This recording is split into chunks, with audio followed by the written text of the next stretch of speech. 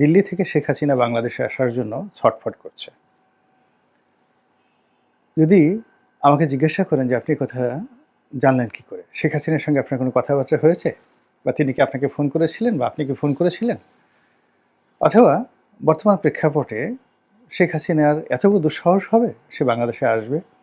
এটা কি ধরনের কথা? আপনি কেন মানুষকে কনফিউজড করেন? এ সকল কথার উত্তরে বলতে হবে যে শেখ হাসিনার সঙ্গে আমার কখনোই কথা হয়নি। টেলিফোনে জীবনে আমি তার সাথে কোনোদিন কথা বলিনি। নেভার এভার ইন লাইফ কখনো, যাকে বলে আমি যখন এমপি ছিলাম তখনও কথা বলিনি। তিনি বেশ কয়েকবার আমাকে আমন্ত্রণ জানিয়ে তার অফিসে নিয়েছিলেন কিছু কথা বলার জন্য। কখনো পরামর্শের জন্য, কখনো বকা দেওয়ার জন্য নিয়েছিলেন। এর বাইরে আমি কখনো তার অফিসের ছায়াটি পর্যন্ত মাড়াইনি। আমার যতদিন ক্ষমতা ছিল আমি নিজের জায়গায় থেকেছি। আমি কখনো গণভবনে যাইনি। কোনোদিন আমাকে দাওয়াত না করা হলে গণভবনে যাইনি। আর বঙ্গভবনে তো দাওয়াত সঙ্গত কারণে সংসদ সদস্য হিসেবে পেতাম। একটি বারের জন্য আমি ২ বার গিয়েছি মানে বঙ্গভবনে। ১ম বার হলো যখন প্রথম মন্ত্রিপরিষদের শপথ হলো সেদিন। আর সোনিয়া গান্ধী যখন এলেন এবং তিনি যখন বক্তব্য দিলেন তাকে সংবর্ধনা দেওয়া হলো বঙ্গভবনে। ওই ২ বার আমি জীবনে বঙ্গভবনে গিয়েছি। কিন্তু কখনোই আমি আর বঙ্গভবনে যাইনি। আমার কাছে এটা একটা ঝামেলা মনে হয়েছে। আরেকবার গিয়েছিলাম। সেটা হলো আব্দুল হামিদ সাহেব যখন প্রেসিডেন্ট ছিলেন, তখন আমার এক বন্ধু হঠাৎ করে আবদার করে বসলো। আমি বললাম যে উনার সাথে আমার খুব ভালো সম্পর্ক। তো উনি বললেন যে আমাকে একটু বঙ্গভবনে নিয়ে যান। তখন আমি তাকে নিয়ে গিয়েছিলাম। এই সাকুল্যে ৩ বারের মতো আমি বঙ্গভবনে গিয়েছি। অথচ ৫ বছরে রাষ্ট্রীয় যে অনুষ্ঠানগুলো আছে সেই অনুষ্ঠানে ৫ বছরে অ্যাটলিস্ট ২০ থেকে ২৫ বার আমি এবং আমার স্ত্রী বঙ্গভবনে যাওয়ার জন্য আমাদের নিমন্ত্রণ ছিল। আমরা কখনো যাইনি। আমার স্ত্রী একবারের জন্য যায়নি। অনেকে নিজেদের বউ নিয়ে, বাচ্চাদেরকে নিয়ে প্রধানমন্ত্রী যায়, সঙ্গে যায়, ছবি তুলে, নেতাদের সঙ্গে ছবি তুলে। কিন্তু কেন জানি আমার আওয়ামী লীগের কোনো নেতার সঙ্গে কোনোদিন একটা সেলফি তোলা হয়নি, ছবি তোলা হয়নি। বিভিন্ন অনুষ্ঠানে হয়তো অনেকে ছবি তুলেছেন অনেকের সঙ্গে, সেটা তাদের কাছে আছে। আমার কাছে এই ধরনের কোনো ছবি নেই। জিল্লুর রহমান আছে ৩য় মাত্রার। তিনি মাঝে মধ্যে অনুষ্ঠান করতেন। তার ছেলের জন্মদিন, মেয়ের জন্মদিন বেশ ঘটা করে করতেন। বাংলাদেশের সবাইকে দাওয়াত দিতেন। তো এরকম তার অনুষ্ঠানে আমার স্ত্রী সন্তানদেরকে নিয়ে একবার গিয়েছিলাম। ওখানে দেখলাম যে তোফায়েল সাহেবের সঙ্গে আমার কিছু ছবি তার ক্যামেরাম্যান তুলেছে এবং পরবর্তীতে আমাকে আবার সেই ছবিগুলো দেওয়া হয়েছে। এছাড়া আমার বাইরে আওয়ামী লীগের আর কারোর সঙ্গে, শেখ হাসিনার সঙ্গে তো নয়ই, কোনো ছবি নেই। আমার অফিসে কোনো ছবি নাই, নিজের ছবিও নাই। একটা ছবিমুক্ত জীবন আমি করি। যেখানে আমি বাস্তব জীবিত আছি সেখানে আমার ছবি লাগবে কেন? তো এই কারণে বললাম এই কথাগুলো যে শেখ হাসিনার সঙ্গে আমার যোগাযোগ অতীতে ছিল না, বর্তমানে নেই, আর আগামী দিনেও হওয়ার কোনো সম্ভাবনা নেই। কেননা আমার মতো মুখ কাটা বা ঠোঁট কাটা যারা লোকজন আছে, যারা নাক উঁচু লোকজন আছে, তারা সাধারণত উপযাচক হয়ে কোথাও যায় না। আমন্ত্রণ না থাকলে যায় না। আবার আমন্ত্রণ হলে যদি দেখি যে ওখানে আমার সম্মানটা ওইভাবে সংরক্ষিত থাকবে, আমাকে ওইভাবে মর্যাদা দেওয়া হবে, এরকম 100% অ্যাসুরেন্স না পাওয়া পর্যন্ত যেই দাওয়াত করুক না কেন, যত বড় লোক দাওয়াত করুক না কেন, আমি নিজে সেই দাওয়াতে কখনো যাইনি। ফলে আমার সামাজিক জীবন, পারিবারিক জীবন কেবলই মাত্র নিজের কেন্দ্রিক, সেখানে থাকি। তো আপনারা বলতে পারেন যে তাহলে আপনি এত কথাগুলো বলেন কি করে? এই কথাগুলো বলার কতগুলো মাধ্যম আছে। প্রথমত হলো আই এম ওয়েল কানেক্টেড। সমাজের সকল স্তরের মানুষের সঙ্গে আমার যোগাযোগ আছে, টেলিফোনে যোগাযোগ আছে। অনেক মানুষ আমার অফিসে আসেন, অনেক বড় বড় মানুষ আসেন। আবার সমপর্যায়ের আমার যারা বন্ধু-বান্ধব আছে তাদের সঙ্গে আড্ডায় বসি, এক টেবিলে বসি। সেখানে আলাপ আলোচনা হয়। আলাপ আলোচনার মধ্যে অনেক যাকে বলা হয় সত্য বের হয়ে আসে, গোপন বিষয় বের হয়ে আসে। দ্বিতীয়ত আমি পড়াশোনা করি। পত্র-পত্রিকা পড়াশোনা করি, সামাজিক মাধ্যমে যথেষ্ট সময় কাটাই এবং যে সকল বই পুস্তক পড়লে মনের দরজা খুলে যায়, কল্পনা এবং চিন্তার জগৎ খুলে যায় এবং পরিবেশ পরিস্থিতি অনুধাবন করা যায়, সে সকল বই আমি সেই ক্লাস 6-7 থেকে পড়াশোনা করে আসছি, এখন পর্যন্ত পড়াশোনা করি। এরপর আমি ব্যক্তিগতভাবে একটা চরিত্র মেনটেন করি। একটা বিশ্বাস এবং একটা চরিত্র, ক্যারেক্টারিস্টিক্স বলতে যা বোঝায় সেটা একান্ত নিজের ব্যক্তিগতভাবে সেটা মেনটেন করি। পৃথিবীর সমস্ত লোভ দিয়ে, লালসা দিয়ে আমাকে আমার এই চরিত্রর বাইরে কেউ নিতে পারেনি। আমার বাবা নিতে পারেননি, স্ত্রী সন্তান কেউ নিতে পারেনি। একটা চরিত্র মেনটেন করি। এই চরিত্রগুলোর ফলে কি হয়? মেনটেন করার ফলে কি হয়, আমার ভিতরে একটা অনুভব শক্তি আল্লাহ রাব্বুল আলামিন দিয়ে দিয়েছেন। আমি অনেক বিষয় বুঝতে পারি, অনুভব করতে পারি এই ক্যারেক্টারিস্টিক্সের কারণে। এবং ওই চরিত্র মেনটেন করা এত সহজ বিষয় না। এই চরিত্রের মধ্যে কেমন জিনিস, যেমন হারাম খাবার না খাওয়া, হারাম দিকে না তাকানো, অপ্রয়োজনীয় বিষয়গুলো পরিহার করা। অর্থাৎ আপনার যেগুলো প্রয়োজন নেই সেই বিষয়গুলো আপনি শুনবেন না, সেই বিষয়গুলো বলবেন না, সেদিকে যাবেন না। এরকম অনেক গুরুত্বপূর্ণ বিষয়গুলো রয়েছে। তো এটা আমি যখন জেনেছি, এবং এটি একটা অভ্যাস ছিল ইমাম শাফি রহমতুল্লাহ আলাইহের।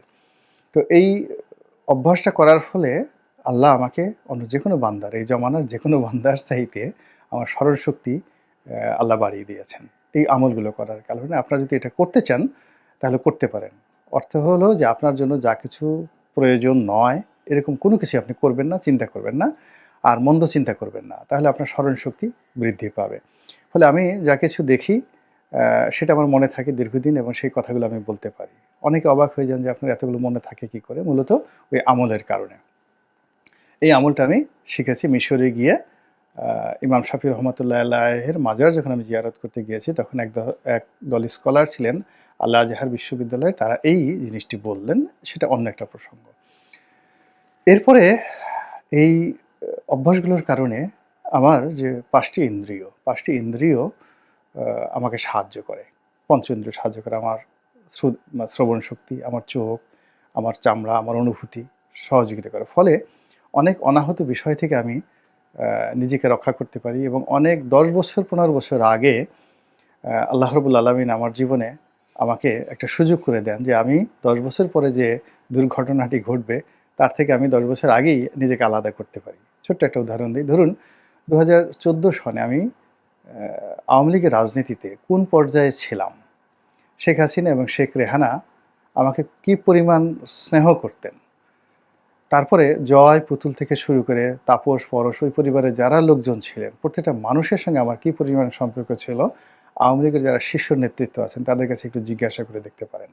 তো সেই আমি, যেখানে সালমান এফ রহমান সাহেবের মতো মানুষকে সঙ্গে কেউ এটা টু শব্দ করতে সাহস পেত না, তার মতো মানুষের সঙ্গে আমি একেবারে শেষ দিন পর্যন্ত প্রতিযোগিতা করে চলেছি। তো সেই প্রতিযোগিতায় আমি যে জেলে গিয়েছি, এটা আমি ইচ্ছা করে জেলে গিয়েছি। কিন্তু আমার অপশন ছিল জেলে না যাওয়ার, অনেকগুলো অপশন ছিল। কিন্তু না, আমি জেলে গিয়েছি, এটা আমার ইচ্ছা করেই আমি জেলে গিয়েছি। তারপরে জেল থেকে বের হয়ে আমি আর পার্লামেন্টে যাইনি, এবং ২০১৪ সনে আওয়ামী লীগের মনোনয়ন পর্যন্ত কিনিনি। এই যে আওয়ামী লীগের মনোনয়ন কিনিনি ২০১৪ সনে, ২০২৪ সন পর্যন্ত এই ১০টি বছর ১১টি বছর আমাকে বিভিন্ন কথাবার্তা শুনতে হয়েছে। কিন্তু আমার মনের মধ্যে সবসময়ই একটা ইতিবাচক ধারণা ছিল যে আমি সঠিক পথে আছি। একদিন না একদিন সবাই অনুশোচনা করবে, আর আমি তখন বিজয়ী হব। এখন চিন্তা করুন যে আমি যদি আওয়ামী লীগের এমপি থাকতাম, মন্ত্রী থাকতাম, অথবা ধরেন একেবারে ১৪ তে আমাকে মনোনয়ন দিল না, ১৮-তে দিল না, কেবলমাত্র আমি আওয়ামী লীগ করতাম। এই কারণে আমার যে অবস্থাটা থাকতো, আমি কি এখন আপনাদের সামনে এইভাবে কথা বলতে পারতাম? এই যে বিষয়টি, এটি আল্লাহ রাব্বুল আলামিন আমাকে দিয়েছিলেন সেই ২০১৪ সনে, যার কারণে আমি এটা কঠিন সিদ্ধান্ত নিতে পেরেছিলাম। এভাবে জীবনের ব্যবসা-বাণিজ্য, পরিবার-পরিজন, ছেলে-মেয়ে অনেক গুরুত্বপূর্ণ সিদ্ধান্ত আমি ১ মিনিটে নিয়েছি, যেটি অনেকে হয়তো ২ বছর ৩ বছর চিন্তা ভাবনা করেও পারেনি। তো সেই অনুভব থেকে, এই যে একটা অনুভব, সেই অনুভব থেকে আমার কাছে মনে হচ্ছে যে শেখ হাসিনা বাংলাদেশে আসার জন্য ছটফট করছে। এমনকি তিনি যদি সুযোগ পান তাহলে দিল্লির যে নজরদারিতে তিনি এই মুহূর্তে আছেন, কঠোর নজরদারিতে আছেন, সেখান থেকে তিনি পালিয়ে হলেও বাংলাদেশে ঢুকবেন, এবং বাংলাদেশে ঢুকে তাকে যদি মরতে হয়, লোকজন যদি তাকে পাড়িয়ে মেরেও ফেলে, এটা তিনি জানেন। তার বাবাকে মেরেছে, তার পরিবারকে মেরেছে, তাকেও মারতে পারে, এটা তিনি জানেন। তারপরেও তিনি বাংলাদেশে আসার জন্য ছটফট করছেন। এখন প্রশ্ন হলো কেন করছেন, কিভাবে করছেন, সেটা নিয়ে আমি পরে আলোচনা করব। প্রথমত, শেখ হাসিনা ঝুঁকি নিতে পছন্দ করেন, তিনি সাহসী। তো তার সাহসের কতগুলো নমুনা আপনারা দেখতে পাবেন। যারা শেখ হাসিনার খুব ঘনিষ্ঠজন ছিলেন তারা কিন্তু ৫ তারিখে তার কাছে গেছেন, ৪ তারিখে, আগস্ট মাসের ৪ তারিখে গেছেন। অনেকগুলো বিকল্প প্রস্তাব দিয়েছেন, ছাত্রদের সঙ্গে বসার, জরুরি অবস্থা জারি করার, মার্শাল ল দেওয়ার, ডক্টর মোহাম্মদ ইউনূসের সঙ্গে নেগোসিয়েশন করার, তারপরে ভারত চলে যাওয়ার, আরও অনেক কিছু। তিনি সবাইকে ধীর স্থিরভাবে বলেছেন, খুব ভয় পাচ্ছ, ভয় পেলে আমার কাছে আসবে না, ভয় পেলে আমার কাছে আসবে না, তোমরা যার যার অবস্থানে যদি পালাতে হয় তোমরা পালাও, আমাকে ইনফ্লুয়েন্স করার চেষ্টা করো না। তিনি তার সিদ্ধান্তে অটল ছিলেন। বোঝার চেষ্টা করুন। এবং সবার শেষে দেখেন তিনি যখন হেলিকপ্টারে উঠে যাচ্ছিলেন, তার চোখে মুখে তিনি যে ভয় পেয়েছেন, যাচ্ছেন, আতঙ্ক, গোস্বা, ক্ষোভ কোনো কিছু ছিল না। তিনি বরং বিরক্ত। আপনি দেখবেন তার চেহারার আই কন্ট্যাক্ট দেখবেন, তিনি যখন হেলিকপ্টারে উঠছিলেন তিনি বিরক্ত ছিলেন যে এভাবে কেন তাকে জোর করে উঠিয়ে দেওয়া হচ্ছে। তিনি সেখানে শক্তি প্রয়োগ করার ক্ষমতা যদি থাকতো তার, তিনি সেই শক্তি প্রয়োগ করতেন। তিনি তার যারা আপন যারা লোকজন আছে তাদের প্রতি তিনি ঘৃণা পোষণ করেছেন, বিরক্ত প্রকাশ করেছেন। এটা চোখে মুখে দেখলেই বুঝতে পারবেন, কিন্তু তার মধ্যে কোনো আতঙ্কের কোনো ছাপ ছিল না। ৩ নম্বর হলো যে তার আপনজন যারা ছিলেন ওই মুহূর্তের শেষ পর্যায়ে যারা ছিলেন তারা সবাই, কেউ কাঁদছিলেন, কেউ আহাজারি করছিলেন, তিনি তাদের কারো দিকে তাকাচ্ছিলেন না। তার একজন মহিলা কর্মচারী ছিলেন বা সচিব ছিলেন, তো তিনি তাকে জড়িয়ে ধরে কান্না করার চেষ্টা করেছেন। শেখ হাসিনা তাকে সান্ত্বনা দিয়েছেন। একটু আবেগপ্রবণ না হয়ে তিনি ধীর এবং স্থিরভাবে হেলিকপ্টারে উঠে গেছেন। তো এই যে তার যে সাহস, এই সাহস তিনি যখন নিরাপদ, অর্থাৎ এতটা বিপদের মধ্যে, যেখানে বলা হচ্ছে আর ২০ মিনিটের মধ্যে জনগণ গণভবনে ঢুকে যাবে এবং চারিদিকে তখন গণভবনে ঢোকার জন্য, দেয়াল ভাঙার জন্য তখন পিটানো হচ্ছে। আপনি গিয়ে দেখবেন যে গণভবনের অনেক ওয়াল ছিদ্র করা। তো সেই শব্দ শেখ হাসিনা শুনতে পাচ্ছেন, চারিদিকে লোকের আওয়াজ শুনতে পাচ্ছেন, কিন্তু তখনও তিনি ধীর স্থিরভাবে উঠে যাচ্ছেন। এটা একটা চারটিখানি বিষয় নয়। তার বাবারও এরকম সাহস ছিল।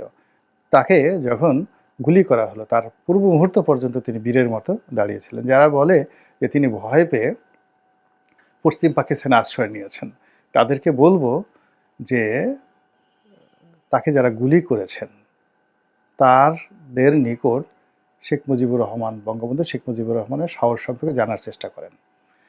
একজন মানুষ, তিনি আলটিমেটলি জেনে গেছে যে তার সন্তানকে মেরে ফেলছে, স্ত্রীকে মেরে ফেলছে, পরিবারের সবাইকে মেরে ফেলা হয়েছে।